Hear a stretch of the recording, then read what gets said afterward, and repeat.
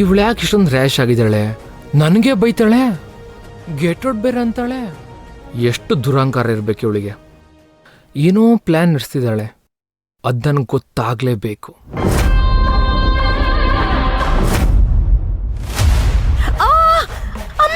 ಅಯ್ಯೋ ಅಯ್ಯೋ ಅಮ್ಮ ಅಮ್ಮ ಅಮ್ಮ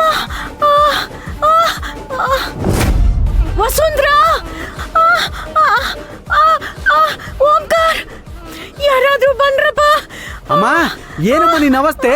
ಏನ್ ಮಾಡ್ಕೊಂಡೆ? ಏನಾಯ್ತಮ್ಮ? ಮೆಲ್ಗೆ ಹೇಳಮ್ಮ, ಹೇಳು. ಅಮ್ಮ ಅತ್ತೆ, ಏನಾಯ್ತು?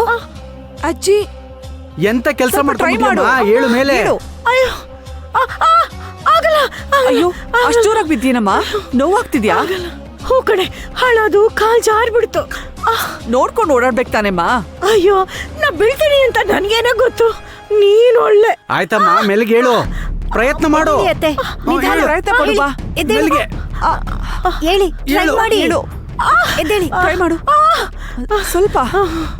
ಆಗಲ್ಲ. ಅಯ್ಯೋ ಅಯ್ಯೋ ಅಜ್ಜಿ, ಎದ್ದೇಳಿ.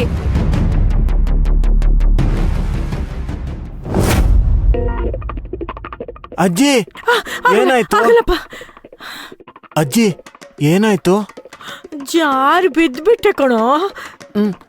ಮತ್ತೇನು ಮುರ್ದೆ ಹೋಗಿಲ್ಲ? ಸುಳ್ಳು ಹೇಳ್ತಿದ್ಯಾ? ಅಯ್ಯೋ, ಇಷ್ಟು ನೋವಾಗ್ತಿದೆ, ಹೇಳಕ್ ಆಗ್ತಿಲ್ಲ ಅಂದ್ರೆ ಫ್ರಾಕ್ಚರ್ ಏನಾದ್ರೂ ಆಗಿದೆಯೇನೋ ಕಣೋ. ಕಣ್ಣ ಮುಚ್ಚಾಲೆ ಆಡೋಣ. ಎದುರುಗಡೆ ಯಾರೇ ಸಿಕ್ಕಿದ್ರು ನೀನ್ ಅವ್ರ ಕೈಗೆ ಸಿಗಬಾರ್ದು.